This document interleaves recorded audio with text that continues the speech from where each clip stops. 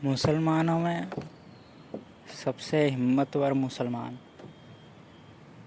सूफ़ी मुसलमान ओशो कहते हैं, सूफ़ी मुसलमान ही सबसे हिम्मतवर मुसलमान है समस्त मुसलमानों में। पहले आप ये जान ले कि ये मुसलमानों में भी कई वर्ग है। शिया मुसलमान है, सुन्नी मुसलमान है, सूफ़ी मुसलमान भी है, और सुन्नी मुसलमानों में भी हनफी मुसलमान भी है जो अबू हनीफ़ा के व्याख्या को मानते हैं, और मालिकी मुसलमान भी ऐसे ही शाफ़ी की मुसलमान है।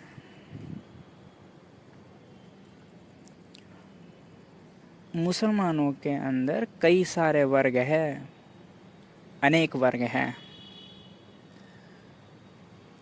वर्ग इतने सारे हैं कि मेरे ज़ुबान पर भी मुझे याद नहीं होंगे अभी, इतने वर्ग हैं। उनमें से एक सूफ़ी वर्ग होता है मुसलमानों का। तो ओशो कहते हैं कि सूफ़ी मुसलमान सबसे हिम्मतवर मुसलमान हैं।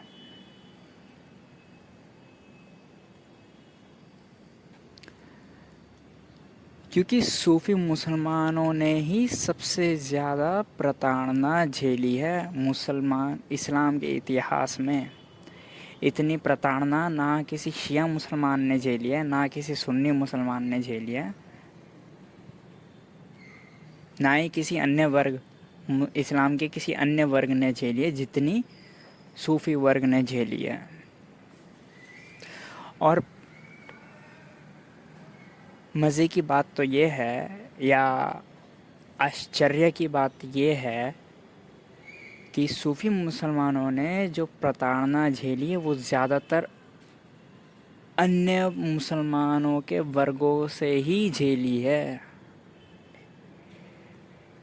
यानी प्रताड़ना करने वाले ज़्यादातर मुसलमान ही थे उनके ऊपर, सूफ़ी मुसलमानों के ऊपर। इसका एक बहुत ही प्रसिद्ध उदाहरण मैं आपके सामने रखता हूँ। एक सूफ़ी मुसलमान हुआ मंसूर अल हल्लाज।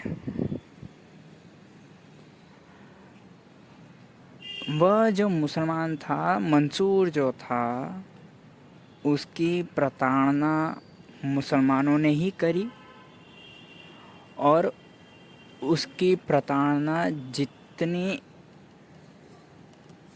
इतनी खतरनाक प्रताड़ना, इतनी दिल दहला देने वाली यातना जो मंसूर की हुई, इतनी खतरनाक यातना ईसा की भी नहीं हुई थी। और मंसूर भी मुसलमान और उसकी यातना करने वाले भी मुसलमान, ये बात ध्यान रखिएगा। इस्लाम के अंदर एक धारणा चलती है उम्मा करके, उसे उम्मा बोलते हैं। उम्मा को अगर हिंदी में अनुवाद, अंग्रेज़ी में अनुवाद किया जाए तो यूनिटी होता है, और अगर हिंदी में अनुवाद करा जाए उम्मा का, तो उम्मा का मतलब होता है एकता। हम सब मुसलमान एक हैं, एक ही परिवार है, या यूँ मान लीजिए हम सब मुसलमान एक ही देश है, या फिर हम सब मुसलमान एक हैं। तो मंसूर का जो मैं अभी उदाहरण आपके सामने रखूँगा, जो उसकी यातना हुई, और यातना करने वाले दूसरे ही वही मुसलमान थे। तो उम्मा की जो धारणा है इस्लाम में, इस उदाहरण से नज़र आता है कि उम्मा सिर्फ़ इस्लाम की किताबों में ही रह गई धारणा, ये मुसलमानों के अंदर उतरी नहीं अभी भी।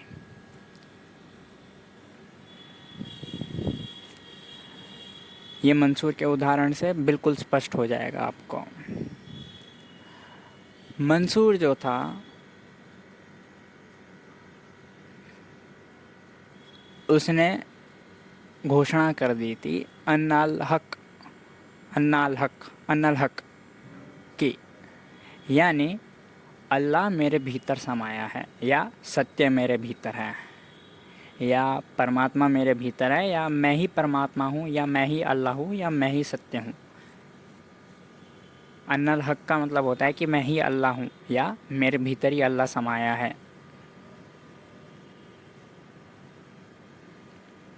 तो ये बाकी मुसलमानों को समझ में नहीं आई बात।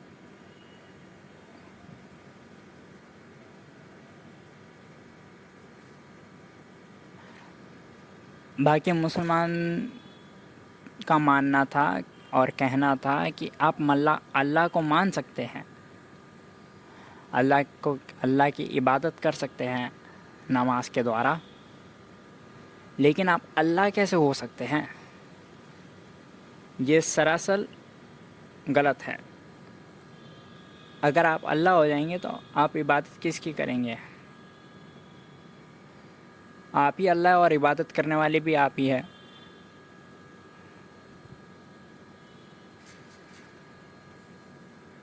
तो मंसूर तो एक ही कहता है कि अनल हक, मैं ही अल्लाह हूँ, इबादत की अब कोई ज़रूरत ही ना रही,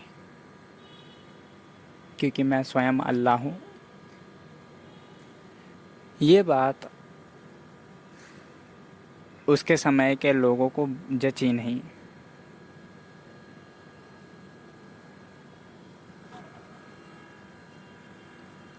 फिर लोगों ने राजा से शिकायत करी कि मंसूर गलियों गलियों में कहता फिर रहा है अनल हक, मैं ही अल्लाह हूँ।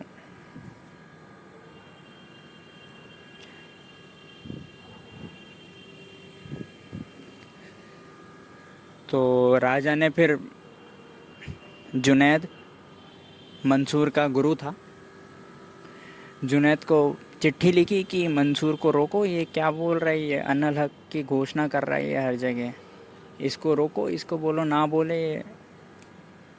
तो जुनैद ने मंसूर को बुलाया और बोला कि ये आप क्या कर रहे हैं, ये आप मत करिए, हम भी आपकी बात से सहमत हैं, हम ही अल्लाह है, लेकिन घोषणा मत करिए, जान का मामला हो सकता है, आपको फांसी की सज़ा तक दी जा सकती है, सज़ाएं मौत तक दी जा सकती है आपको, मत बोलिए। और आप जो बोल रहे हैं हम जानते हैं उसे।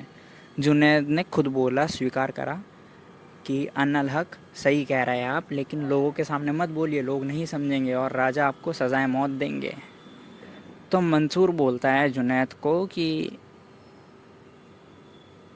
अगर मंसूर का बस चलता तो फिर भी रोक देते, लेकिन अल्लाह ही बोलता है सीधा मुझसे अनल हक, तो मंसूर कैसे रोके फिर? जब स्वयं अल्लाह ही आकर बोल रहा है मेरे मुंह से अनल हक, तो मंसूर तो गायब हो जाता है जब अल्लाह बोलता है, और जब मंसूर गायब हो जाता है तो रोके कैसे ज़ुबान को? मंसूर अगर बोल रहा होता तो बोलने से पहले रोक देता ज़ुबान को, लेकिन मंसूर बोलता है नहीं, अल्लाह ही बोलता है स्वयं ज़ुबान से। ये मंसूर ने जुन्नत को बोला। फिर हुआ क्या? फिर मंसूर को सज़ा दी गई, मंसूर को लटका दिया गया ऊपर खंबे पर, और हज़ारों लोग आए और उसके पत्थर फेंकने लगे।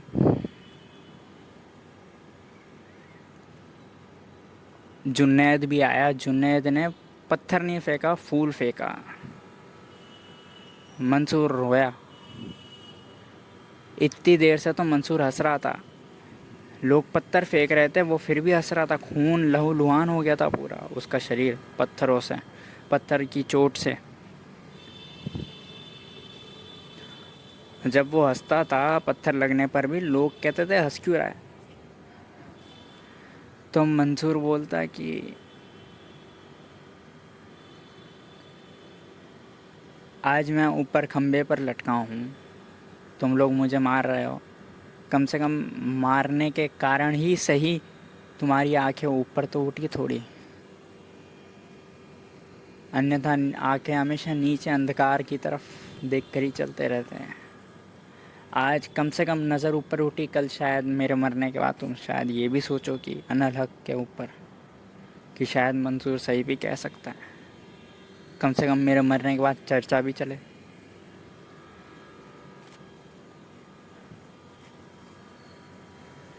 फिर जुन्नैद ने जब उसे फूल फेंका, मारा, हालांकि फूल से चोट बिल्कुल भी नहीं लगती, मंसूर फूट फूट कर रोने लगा जैसे ही उसे फूल लगा। मंसूर कहा कि पराये पत्थर भी फेंक दे तो भी कोई हर्जा नहीं, लेकिन अपना मेरा गुरु मेरे ऊपर फूल फेंकने के भाव से तो हृदय को बहुत पीड़ा पहुंचती है। फूल भी मानो जैसे पत्थर की तरह लगता है।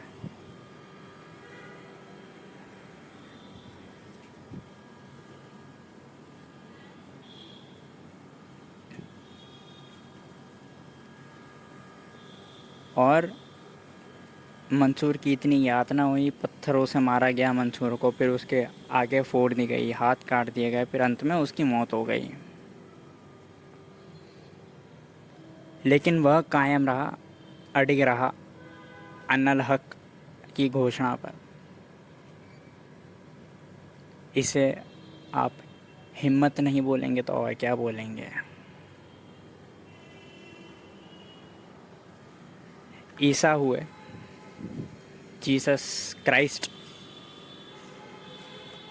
उनकी भी ऐसी ही यातना करी लोगों ने, सूली पर चढ़ा दिया। उन्होंने ये घोषणा कर दी कि मैं ईश्वर का पुत्र हूँ। तो उनके विरोधियों ने बोला कि ईश्वर का तू पुत्र है तो तू खुद को बचा ले, देखता है तू कैसे खुद को बचाता है, तुझे सूली पर लटकाते हैं। अक्सर इतिहास में ऐसा देखा गया है कि जिसने भी खुद को ईश्वर घोषित करा हो या ईश्वर का पुत्र घोषित करा हो, उसके साथ यातना ही हुई है। तीर्थंकर महावीर, केवल ज्ञानी, बोलते हैं मेरी आत्मा ही परमात्मा है, और जितने भी जीव आत्मा है वो सब परमात्मा हो सकती है, परमात्मा है, लेकिन उन्हें मालूम नहीं है। तीर्थंकर महावीर का ये कहना। यातना तो तीर्थंकर महावीर के साथ भी करी लोगों ने। तीर्थंकर महावीर को गांव से बाहर निकाल दिया। एक राजा ने तो तीर्थंकर महावीर के कान में खिल्ले तक ठोके थे।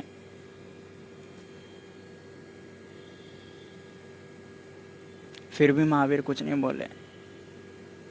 यातना मंसूर के साथ हुई, मंसूर भी हंसता हंसता मरा।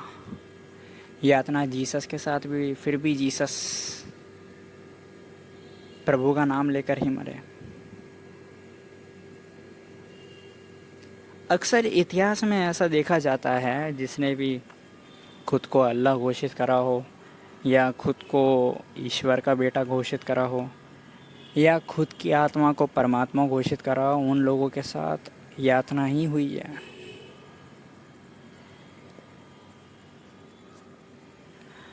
मोहम्मद,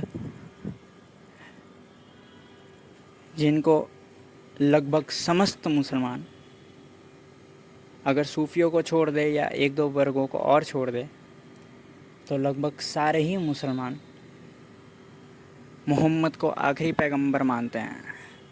मोहम्मद ने कभी घोषित नहीं करा कि वो अल्लाह है। मोहम्मद ने यही बोला कि मैं अल्लाह का पैगाम लाया हूँ आपके पास। मोहम्मद ने आसान रास्ता अपनाया।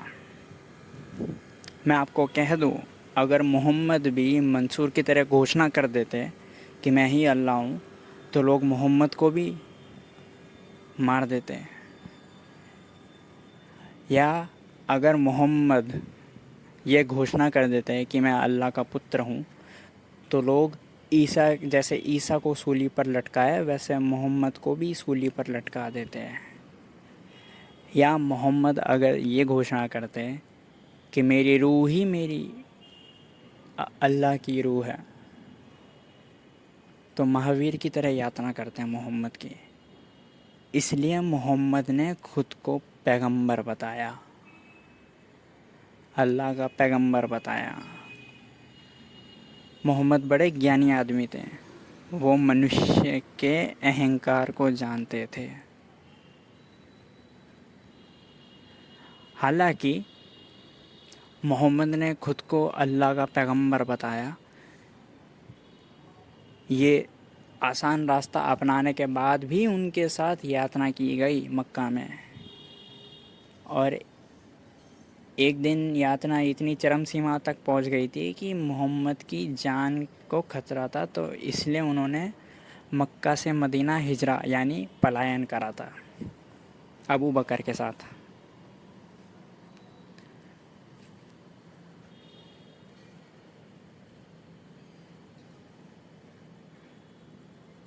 लेकिन मोहम्मद और मंसूर में एक बुनियादी फ़र्क है। मोहम्मद के ख़िलाफ़ केवल वे लोग थे जो मोहम्मद की बात में नहीं मानते थे, लेकिन मोहम्मद के साथ बहुत लोग थे जो मोहम्मद की बात में मानते थे, जो मोहम्मद के द्वारा वही जो निकलती थी उसमें मानते थे, और जो मोहम्मद जैसा उपदेश देते थे उसको मानते थे। तो मोहम्मद के साथ भी बहुत लोग थे, लेकिन मंसूर के साथ सिर्फ गिनती भर मुट्ठी भर लोग थे, जुनैद और बस 2-4 और शिष्य होंगे जुनैद के। लेकिन वे लोग भी खिलाफ हो गए जिस दिन मंसूर को सज़ा दी जा रही थी। जैसा मैंने बोला ना कि जुनैद ने फूल फेंका मंसूर की तरफ, तो मंसूर के साथ कोई भी नहीं था। मंसूर के सब खिलाफ थे, मोहम्मद के सब खिलाफ नहीं थे। मोहम्मद के खिलाफ एक गुट था, लेकिन मोहम्मद का भी एक गुट था जो मोहम्मद के साथ थे लोग। ये बुनियादी फ़र्क है मंसूर अल-हल्लाज में और हज़रत मोहम्मद में। इसलिए मेरी नज़रों में सबसे हिम्मतवर मुसलमान मंसूर अल-हल्लाज हैं। ईसा भी इतने हिम्मतवर नहीं हैं, महावीर भी इतने हिम्मतवर नहीं हैं, मोहम्मद भी इतने हिम्मतवर नहीं है जितना मंसूर अल-हल्लाज है। एक बार मेरे पास एक आदमी आया और मुझे बोला कि आप कलमा पढ़ेंगे। कलमा मतलब वो होता है कि जैसे कोई गैर मुसलमान है, उसे अपना धर्मांतरण करवाना है और मुसलमान बनना है, तो मुसलमान बनने के लिए कलमा पढ़ना पड़ता है। कलमा में 2 वाक्य होते हैं जो बोलने पड़ते हैं। मतलब ये 2 अर्थ होते हैं जो समझने पड़ते हैं, बोलने पड़ते हैं और स्वीकार करने पड़ते हैं। पहला अर्थ है कि मैं अल्लाह में मानता हूँ और किसी में नहीं मानता। दूसरा अर्थ कि मोहम्मद अल्लाह के पैगंबर थे और मोहम्मद आखिरी पैगंबर हैं। तो मेरे पास एक आदमी आया कि आप कलमा पढ़ेंगे, मुसलमान बनेंगे। हमने कहा ज़रूर बनेंगे मुसलमान, लेकिन कलमा में थोड़ा संशोधन करना पड़ेगा। पहला अर्थ जो कि अल्लाह में ही मानते और किसी में नहीं मानते उनको छोड़कर, ये स्वीकार है, ये हम बोल देंगे। लेकिन जो दूसरा अर्थ है कि मोहम्मद आखिरी पैगंबर है, इसमें आपको संशोधन करना पड़ेगा। मोहम्मद पैगंबर है, इससे मेरा कोई विरोध नहीं, लेकिन मोहम्मद आखिरी पैगंबर है, इससे मेरा ज़रूर विरोध है। क्योंकि मोहम्मद तो अल्लाह का पैगाम लेकर आए थे। मेरी नज़रों में तो मंसूर भी पैगंबर है, और मेरी नज़रों में मंसूर पैगंबर से भी ऊपर है, क्योंकि पैगंबर स्वयं अल्लाह नहीं होता। मोहम्मद स्वयं अल्लाह नहीं थे। ईसा भले ही ईश्वर के पुत्र थे, लेकिन स्वयं ईश्वर नहीं थे। महावीर को कह सकते हैं, महावीर मेरी आत्मा ही परमात्मा वो बोलते थे, तो महावीर को कह सकते हैं। और मंसूर को कह सकते हैं कि मंसूर स्वयं अल्लाह था, मंसूर पैगंबर से भी ऊपर था। तो मोहम्मद को मैं आखिरी पैगंबर नहीं मानूंगा, क्योंकि और भी बहुत हुए मोहम्मद के बाद।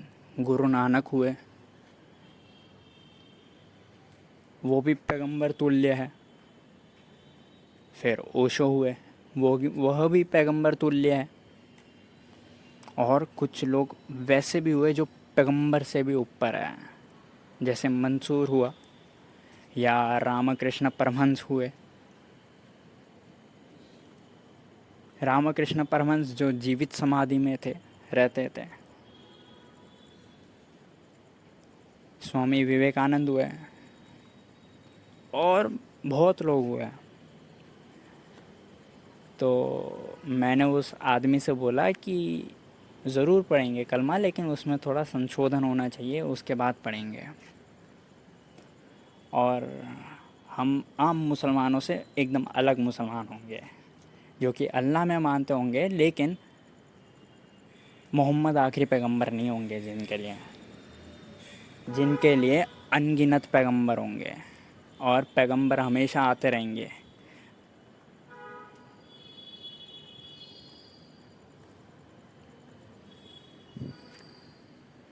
ये सूफियों मुसलमानों की भाषा है। ये कोई आम मुसलमान नहीं बोल सकता। कोई शिया, कोई सुन्नी, कोई हनफी ये नहीं बोल सकते हैं। सिर्फ एक सूफी मुसलमान ही इतनी हिम्मत रख सकता है जो है ये बोले कि मोहम्मद आखिरी पैगंबर नहीं है। पैगंबर है, लेकिन आखिरी नहीं।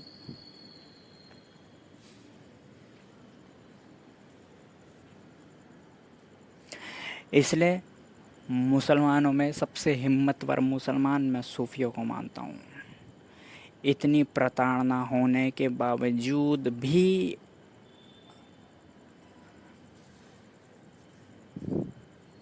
अपनी अंतर आत्मा की वाणी बोलना, ये हिम्मत सूफी मुसलमानों में ही हो सकती है।